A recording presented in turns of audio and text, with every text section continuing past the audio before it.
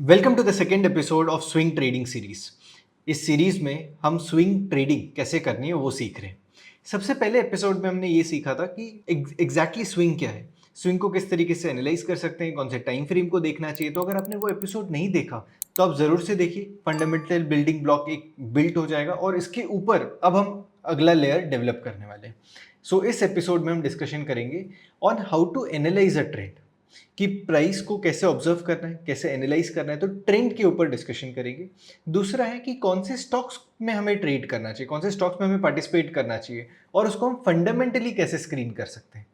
सो एक fundamental analysis का एक कंपोनेंट है विथ अ प्राइस के कॉम्बिनेशन से हम इसको अप्रोच करेंगे।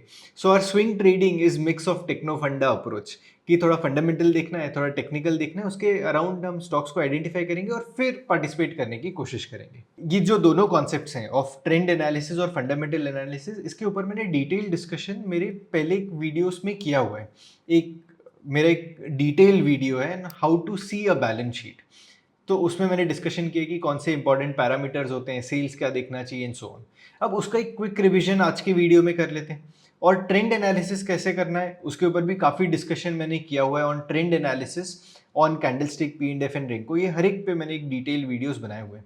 उसको भी मैं डिस्क्रिप्शन बॉक्स में ये दोनों वीडियोस के लिंक दे दूंगा। तो अगर आपको उसमें डिटेल में समझना है कि fundamental analysis, balance sheet, P&L statement, उसको कैसे डिकोड करना है, कैसे समझना है, तो आप वो वीडियो को रेफर कर सकते हैं। काफ़ी डिटेल में समझ में आ जाएगा।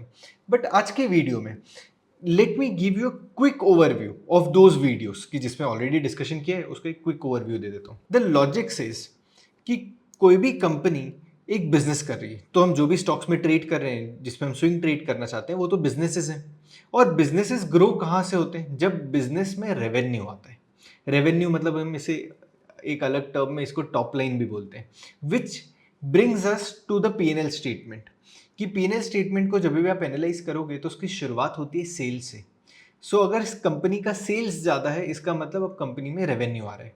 और अगर कंपनी में रेवेन्यू आ रहा है तो वो अल्टीमेटली प्रॉफिट की तरफ जाएगा।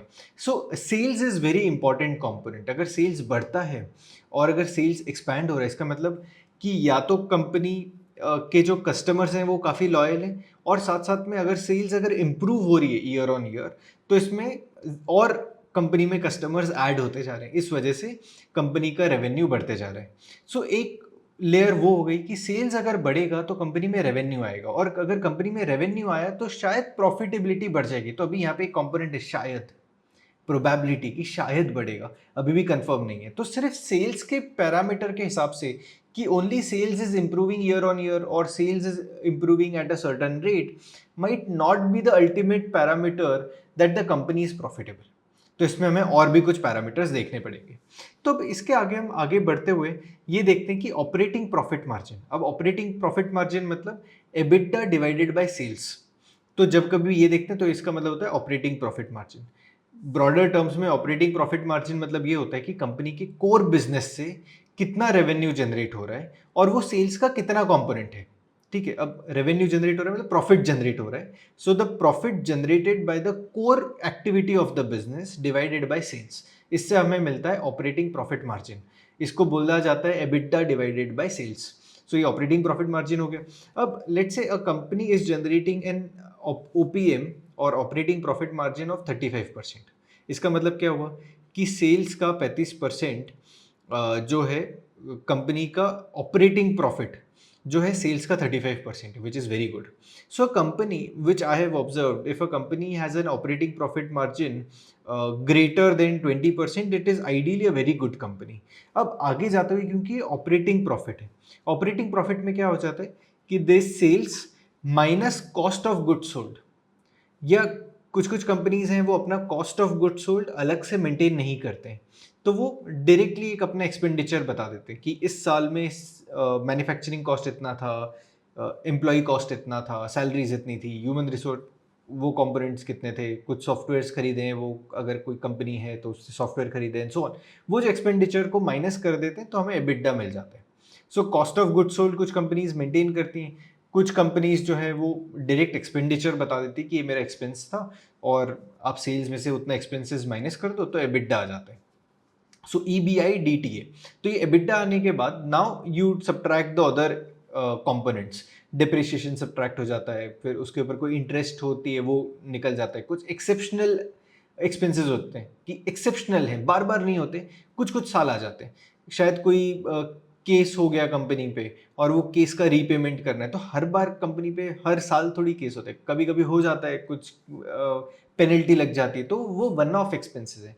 या तो कोई एक इंस्ट्रूमेंट खरीद लिया जो वन ऑफ एक्सपेंस है, कि बार बार नहीं होता, हर साल नहीं होता, शायद 10-12 साल में एक बार होने वाला है, ऐसा कुछ है, तो वन ऑफ एक्सपेंसेस को भी माइनस कर देते हैं, तो वी गेट एबिट, जो अभी भी इंटरेस्ट और टैक्स के पहले, फिर बाद में if you remove tax and interest you get net profit. तो ये पूरा सीक्वेंस हो गया आपके P&L स्टेटमेंट को देखने का तरीका। ये मैंने बहुत थोड़ा फास्ट में बताया है, इसके ऊपर डिटेल वीडियो बनाया हुआ है मैंने, आप वो चेकआउट कर सकते हैं। और अगर उससे भी ज़्यादा डिटेल में आपको समझना है तो how to trade breakouts and pullbacks, इसमें भी एक फंडामेंटल एनालिसिस का चैप्टर है which is of 50 minutes, which gives you a very detail understanding of how to see balance sheet and how to see P&L statement. तो अगर आप और detail में समझना चाहते हैं तो आप वो कोर्स एक्सप्लोर कर सकते हैं which is part of TNT1। सो इसका मतलब क्या हुआ है कि कंपनी का अगर सेल्स बढ़ेगा तो रेवेन्यू बढ़ सकता है, और अगर ये सेल्स बढ़ता है और कॉस्ट उतना ही रहेगा या तो कॉस्ट भी थोड़ा मिनिमाइज हो गया, तो आपका नेट प्रॉफिट मार्जिन जो है, अब नेट प्रॉफिट मार्जिन मतलब क्या है, net profit divided by sales. तो जब कभी भी मैं मार्जिन की बात करूं इसका मतलब ये कि द डिनोमिनेटर इज सेल्स, और सेल्स क्यों डिनोमिनेटर रखते हैं, तो हमें कंपैरेटिव एनालिसिस मिल जाता है कि अगर नेट प्रॉफिट मार्जिन इज 8%, इसका मतलब ये हुआ कि कंपनी में जब 100 रुपये अंदर आ रहा है तो उसमें से 8 रुपया आफ्टर टैक्सेस इंटरेस्ट सब कुछ खत्म होने के बाद नेट प्रॉफिट जो है वो 8 रुपये बचता है। So it makes comparison very easy, ये स्टैंडर्डाइज कर देता है पूरे डेटा को, तो हम इसको स्टैटिस्टिक्स में नॉर्मलाइजेशन ऑफ डेटा बोलते हैं। तो इससे क्या हो जाता है कि a company from a same sector can be compared with another company of the same sector. तो अगर लेट्स से एक IT कंपनी है ऑफ कंपनी ए जिसका नेट प्रॉफिट मार्जिन 10% है, दूसरी कंपनी है जिसका नेट प्रॉफिट मार्जिन 12% है, इसका मतलब इसका सेल्स भी अच्छा है, या तो सेल्स अच्छा है तो सेल्स के बाद एक्सपेंसेस करने के बाद ये कंपनी ज़्यादा प्रॉफिट अपने पॉकेट में कर पा रही है, राइट। सो कंपेरिजन थोड़ा सा आसान हो जाता है, इसलिए हम परसेंटेज टर्म में सारी चीज़ें देखने की कोशिश करते हैं। OPM परसेंटेज, तो operating profit margin, it's a percentage, net profit margin again a percentage, right. It helps us in comparing a very comparative data. अगर सेल्स बढ़ेगा तो नेट प्रॉफिट मार्जिन बढ़ सकता है, तो क्या हम इसे कंफर्म कर सकते हैं? बिल्कुल। तो हम इसमें कुछ रूल्स बना सकते हैं। द सेल्स इज ग्रोइंग, तो आज का जो सेल्स है वो पिछले साल के सेल्स से ज़्यादा होना चाहिए। अगर ये हुआ इसका मतलब क्या हुआ कि vis-a-vis last year the sales has grown, इसका मतलब company has acquired new customers, और the existing customers have bought more goods and services from the company, तो ही सेल्स बढ़ सकता है। तो हमने एक टॉप लाइन को अज्यूम कर लिए कि उसको फिक्स कर लिए कि इस बार सेल्स, इस साल का सेल्स जो है वो प्रीवियस ईयर के सेल्स से अच्छा है, तो एक पैरामीटर यहाँ पे इंप्रूव हो गया। फिर ये भी कर लेते हैं कि ये जो सेल्स इंक्रीज हो रहा है ना वो कम से कम 10 या 15% से इंक्रीज हो रहा हो। तो पिछले साल से आज के इसमें भी सेल्स इंप्रूव हुआ, बट वो कम से कम 10 या 15% से इंक्रीज हुआ हो।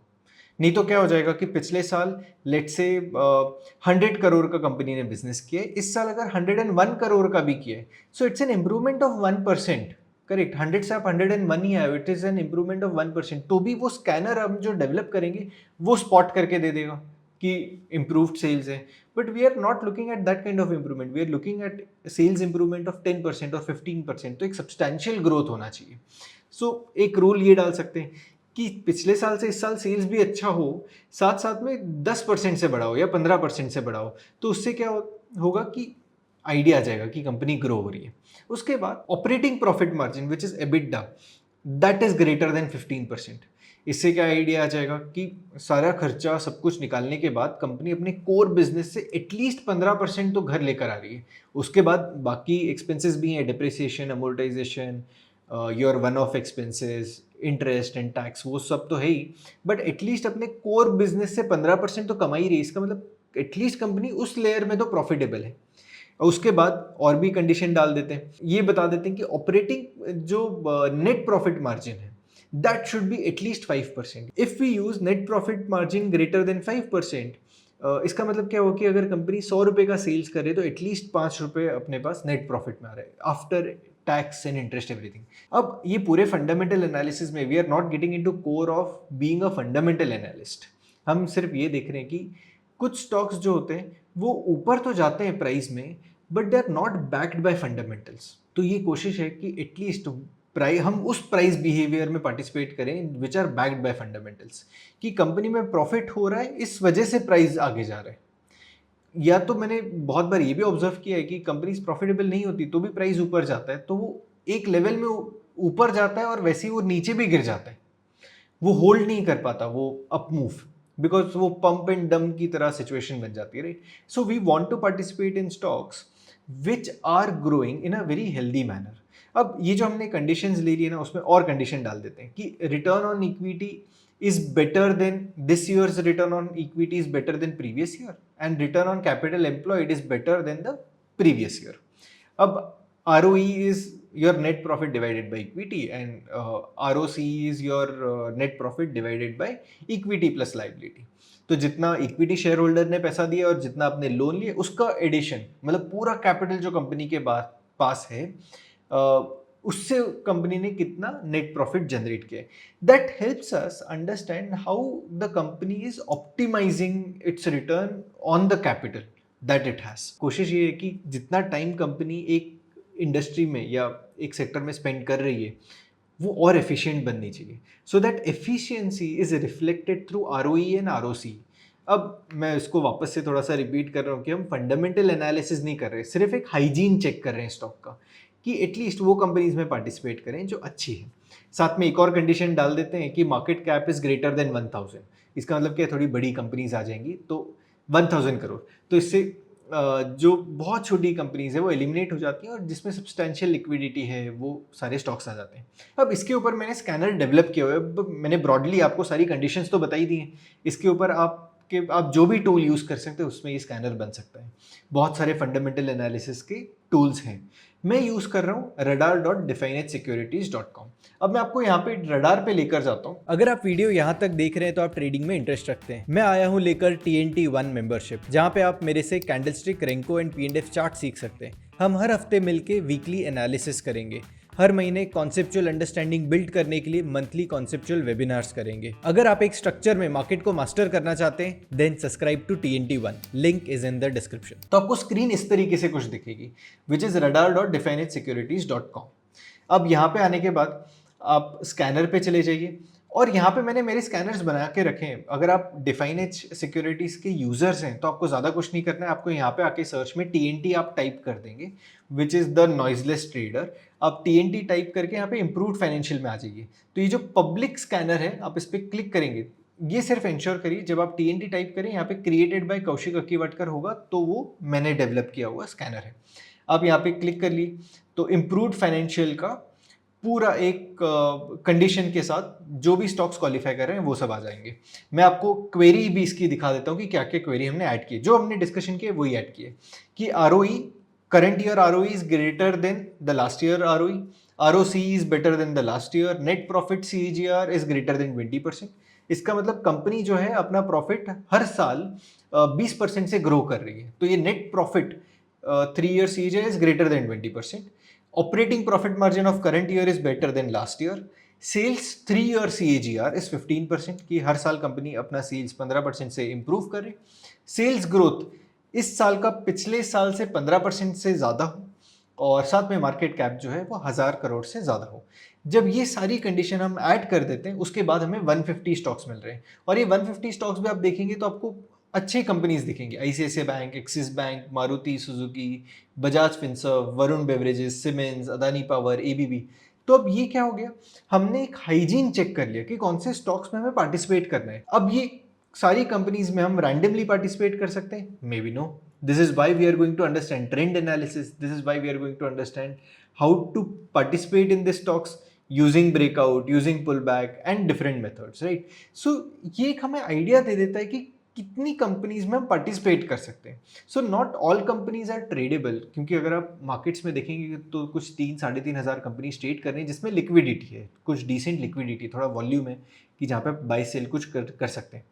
अब वो सारे 3-3,500 स्टॉक्स ट्रेडेबल नहीं होते, उसमें से आपको कुछ ना कुछ कंडीशन ऐड करके आपको आपका ट्रेडिंग यूनिवर्स छोटा करना पड़ेगा. सो this is also method of creating a trade universe. So for me this is a trade universe for the swing breaker. तो हमारी ये पूरे प्लेलिस्ट में अभी जो यूनिवर्स है ये कंसिस्टेंट रहेगा. अभी इस 150 कंपनीज में ही हम अपॉर्चुनिटी आइडेंटिफाई करने की कोशिश करेंगे. इसके लिए मैंने आपका काम और थोड़ा सा आसान कर दिया. क्या एक तो स्कैनर मैंने डेवलप कर लिया, मैंने कंडीशंस आपको बता दी कि एग्जैक्टली आप कॉपी करते हुए इसकी कंडीशन डेवलप, आप जो भी सॉफ्टवेयर यूज़ करते हैं, screener.in सॉफ्टवेयर है, मैं ये जो टूल यूज़ करता हूँ इससे मैं डायरेक्टली ग्रुप सेव कर सकता हूँ and so on. I can also export it and so on. So I use this software. ऐसे बहुत सारे सॉफ्टवेयर हैं, so there is no restriction on software. आप कहीं पे भी डेवलप कर सकते हैं. एक काम मैंने आपके लिए आसान कर लिया है. मैंने इसके लिए एक वॉच लिस्ट बना दी है ट्रेडिंग व्यू पे. तो आप ट्रेडिंग व्यू पे आके अगर आप ये लिंक देखेंगे तो मैंने ऑलरेडी ये लिंक को डेवलप करके इसकी ये जो लिस्ट है वो मैं पब्लिकली अवेलेबल कर दूंगा. तो यहाँ पे भी मैंने सारी कंडीशंस मेंशन कर दी कि कौन से क्या क्या मैं कंडीशन देख रहा हूँ और साथ में अभी कौन से ये स्टॉक्स क्वालिफाई कर रहे हैं. आपको और कुछ ज़्यादा नहीं करना है. आप यहाँ पे डायरेक्टली यहाँ से आके you can save it as your group, क्योंकि अभी ये मेरा लॉग्ड इन है इसलिए वो दिखा नहीं रहे. बट अगर आप इसको क्लिक करोगे you will get a button here which will say save as watch list. तो आप यहाँ पे click as save as watch list करेंगे तो एग्जैक्टली ये सारे स्टॉक्स आपके वॉच लिस्ट में आ जाएंगे. So I have done that work for you. So this is the first understanding, ठीक है, कि स्टॉक जो है, जो कंपनीज है वो फंडामेंटली अच्छी हो, जिनका सेल्स इंप्रूव हो, जिनका प्रॉफिटेबिलिटी आ रही हो एंड सो ऑन. अब इसके ऊपर हम आगे जाते हुए अगर ये समझें, so let us observe this on chart. अगर हम यहाँ पे देखेंगे तो ये पूरी जो लिस्ट है जो मैंने अभी आपको दिखाई वो यहाँ पे मेरे सामने, और उसके साथ में मैंने 3 इंडिकेटर नीचे लगा के रखे हैं, और उसके साथ में on the price we have 1 indicator which is moving average. तो ये 50 पीरियड मूविंग एवरेज मैंने प्लॉट किया हुआ है. So it is 34 period moving average on the weekly time, क्योंकि ये वीकली टाइम फ्रेम है. तो ये सारे डेटा जो पैरामीटर्स हैं वो वीकली टाइम फ्रेम पे देख रहे हैं. इसके ऊपर भी अभी एक डिटेल फ्रेमवर्क बनाने वाले कि कौन से पैरामीटर्स पे हमें कौन से टाइम फ्रेम पे देखना है. बट आप ये अभी समझिए, क्योंकि we are trying to plot a fundamental data on trading view. अब यहाँ पे मैंने 2 फंडामेंटल डेटा को लिया हुआ है, एक टॉप लाइन है और एक बॉटम लाइन है. टॉप लाइन मतलब क्या है? आपकी रेवेन्यू. अब रेवेन्यू देखते हैं तो टोटल रेवेन्यू TTM मतलब ट्रेलिंग 12 मंथ से पिछले 12 महीने का रेवेन्यू का एक लाइन हमने यहाँ पे प्लॉट कर दी, वो डेटा प्लॉट कर दी. उसके साथ में net income of trailing 12 months plot किए. इसका मतलब क्या हो गया कि नेट प्रॉफिट को देख रहे हैं और सेल्स को देख रहे हैं. इफ दैट इज ग्रोइंग, अगर आप यहाँ पे देखेंगे ये स्टॉक है ABB का on weekly time frame. The net revenue is improving quarter on quarter. Her quarter पिछले ट्रेलिंग 12 मंथ्स, क्योंकि जो बैलेंस शीट जो P&L स्टेटमेंट है वो हर क्वार्टर आता है, तो उसका ट्रेलिंग 12 मंथ्स के हिसाब से देखेंगे तो हर बार जो इसका सेल्स है वो इंप्रूव होते जा रहे हैं, साथ साथ में इनकम भी इंप्रूव हो रही है. और जब से ये डेटा अलाइनमेंट में है, आप ये देखिए कि from the time we have profitable sales, profit, the sales is improving, with that the profit is also growing. उसके बाद प्राइस भी आप देखिए, ऑब्जर्व करिए. So this is all positive, यहाँ से डेटा पॉजिटिव हो गया. द सेल्स इज इंप्रूविंग, हर जगह पे देखिए data plus plus plus plus है. तो ये अगर ये सारे प्लस डेटा है, राइट, इसका मतलब क्या है कि सेल्स जो है क्वार्टर ऑन क्वार्टर इंप्रूव होते जा रही है. उसके साथ में प्रॉफिट भी इंप्रूव होते जा रहा है. सो इधर भी सारा डेटा पॉजिटिव है. So sales is growing, with that the net profitability of the company is also growing and that is getting reflected in price also. इसका मतलब क्या है कि कंपनी जब सेल्स के पॉइंट ऑफ व्यू से इंप्रूव होती है, नेट प्रॉफिट इंप्रूव हो रहा है, तो प्राइस भी उसको डिस्काउंट करने की कोशिश करता है. अब ये जो है स्विंग ट्रेडिंग के लिए काफ़ी इंपॉर्टेंट हो जाता है, और ये ऐसे बहुत सारी कंपनीज हैं जो ये फॉलो करती हैं. जैसे कि इसी इसमें we have Dixon. So if I open Dixon, अब ये लिस्ट में भी है. From this point the sales improved 17%, 9%, 18%. Sales improve होने लग गया, प्रॉफिट भी इंप्रूव होने लग गया. So this is the point where data कहाँ से positive, from this point sales भी इंप्रूव हो रहा है, प्रॉफिट भी इंप्रूव हो रहा है. और उसके बाद से देखिए कि स्टॉक इस पॉइंट तक कंसोलिडेट कर रहा था. The moment it gave a breakout, आप इसकी स्विंग्स को ऑब्जर्व करिए कि now it is getting into a very stronger move. तो हमें इस तरीके के स्टॉक्स में पार्टिसिपेट करना है कि जहाँ पे सेल्स भी इंप्रूव हो रहा है, प्रॉफिट भी इंप्रूव हो रहा है, और वहाँ पे ब्रेकआउट्स आ रहे हैं या पुल बैक्स आ रहे हैं, वो बहुत अच्छी ट्रेडिंग अपॉर्चुनिटीज़ देते हैं. इसके ऊपर डिटेल डिस्कशन आते आते हम करेंगे. और आइडिया आपको लगता रहेगा। अब इसके आगे चलते हैं, अनंतराज ये स्टॉक देखते हैं कि सेल्स इंप्रूव हुआ, उसके बाद प्रॉफिट भी इंप्रूव हुआ और प्राइस में भी वो रिफ्लेक्ट कर रहा है, तो ये स्विंग ट्रेडिंग के लिए उतना ही अच्छा हो गया।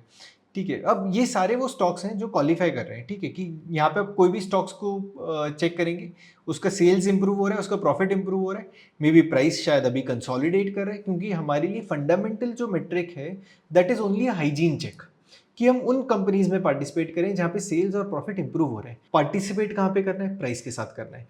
फिर हम ट्रेंड एनालिसिस करेंगे, फिर हम पैटर्न देखेंगे और उस हिसाब से हम पार्टिसिपेट करेंगे। तो ये हो गई एक first understanding of doing an hygiene check based on fundamental parameters, कि फंडामेंटल पैरामीटर्स के हिसाब से हमने स्टॉक आइडेंटिफाई कर लिया एंड सो। अब इसके बाद नेक्स्ट बात आ जाती है ट्रेंड एनालिसिस की। सो ट्रेंड एनालिसिस के लिए आपको एक सिंपल फ्रेमवर्क यूज करना है which is based on the mark Minervini model of stage 2 stocks. इसके ऊपर भी एक डिटेल वीडियो मैंने 2 पार्ट में एक सीरीज बनाई हुई है of discussing VCP pattern and stage 2 stocks. उसी के सारे कंडीशंस में बोरो करने वाला हूँ। वो वीडियो का लिंक मैं डिस्क्रिप्शन में ड्रॉप कर दूंगा, तो अगर आप वो डिटेल में देख के उसके रूल्स को समझना चाहते हैं, उसमें कैसे देखना है, कैसे स्टॉक्स पार्टिसिपेट करना है, आइडेंटिफाई करना है, स्कैनर बिल्ड करना है, वो वीडियो में मैंने डिटेल में डिस्कशन किया हुआ है। मैं उसकी लर्निंग्स को इधर बोरो कर रहा हूँ।